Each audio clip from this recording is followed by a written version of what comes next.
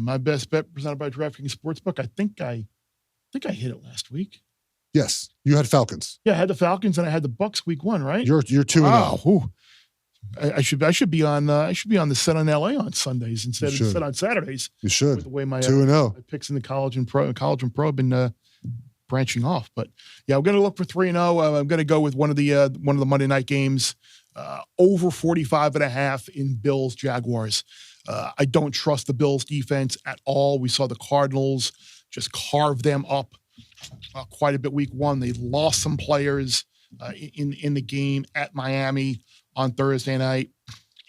This line has come up from 3.5 to 5.5, like we were talking about earlier in the show. 45. Look, Jacksonville has been a mystery so far. Trevor Lawrence has not been great. I thought he was maybe positioned to have a big year, but he does have a nice relationship going with Brian Thomas Jr., the rookie wide receiver from LSU. By the way, the answer to your question, 17.5. 17.5. I nailed it.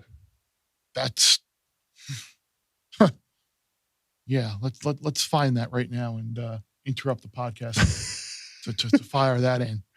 But yeah, I think the Jaguars with ETN running the ball, between Kirk and Thomas and the weapons that maybe I'm misjudging Jacksonville, and maybe they're not as good as I think maybe they aren't as talented as I think they are, but I would expect them to be able to put up 24 points here, and maybe this is a 28-24 type of game, and this game's go. But it's clear the Bills' best play is still Josh Allen. Just drop it back and taking off. Cook had a really nice game against Miami. I think 45.5 is low here. I went over 45.5 is my best bet.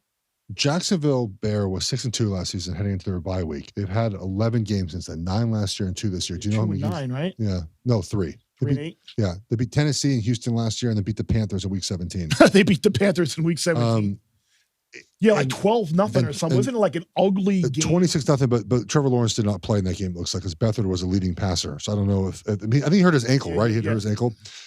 I mean, Trevor Lawrence is like sort of fast approaching, like, I don't know, is he good? Is he good anymore territory? Yeah. Which is not a place to be. So I think Buffalo might cover that game. I think everyone's going to be in Buffalo, so I would stay away. But I think the Bills, like I mentioned with the Cardinals, the Bills are an over team to me. Like they're not great on defense, and they're going to score a bunch of points. My best bet presented by DraftKings Sportsbook, again, 0-2 this year, so take it for what it is.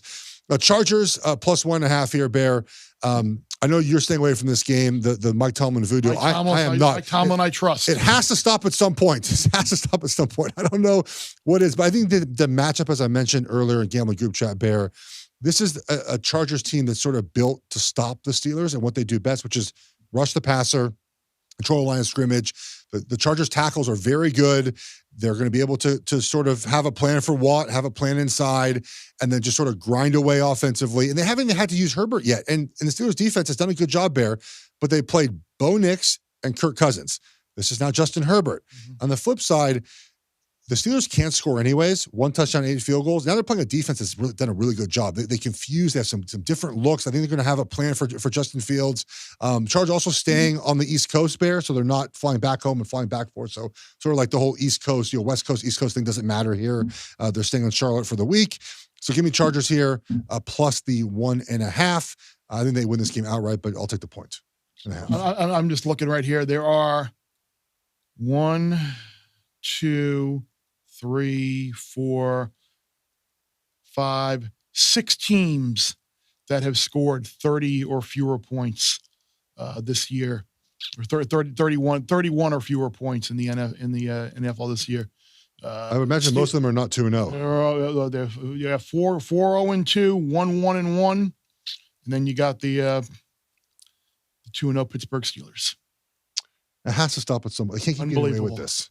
They've allowed 16 points. Only the Chargers have allowed fewer. Chargers have allowed 13. Yeah. It ends this week, Steelers fans, I think. And then I'm going to look up and the Steelers are going to win this game, 12-9. I was going to say 19. 19's getting a little out of hand. 12-9. Exactly. Something gross like this. 12-10. Oh, jeez. 12-9 might. I'd take a 12-11. I would take 12-11. I think Possible. 10-9. 10-9. I think 10-9. 3 field goals, 1 touchdown, 4 field goals. There we go. Or holding penalty in the end zone or something. So, But for safety. so I will say, and with this, I am surprised at how quickly the Chargers became Jim Harbaugh. I thought it would take longer, to be honest with you. What a good coach can do. I know, because it's the same defense they had last season. And they're healthy, which is important. Bosa's a little beat up, but mostly healthy. And just a new vibe, right? A new defense. They do some unique, fun things. Offensively, as I mentioned, they're just going to try to hammer you in the sort of the Jim Harbaugh way. And Herbert hasn't had to do much yet, and they're still winning football games. I love when this happens, when it's like you hear people cry, oh, you got to fire this coach, fire terrible, terrible, terrible. When there's an opinion out there, like the opinion on Brandon Staley was that he's not a good head coach.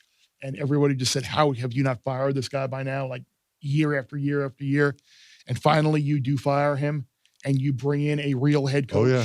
And it's like, see, this is what you could have been doing all along with a real head coach. And you see it work because you knew it was going to work. Like it's so refreshing to see that there are still head coaches out there that have a true impact in turning around some teams. Bear Bets full episodes drop twice a week right here on the Bear Bets YouTube channel. Remember to subscribe to stay ahead of the odds, and let's celebrate all of our wins together.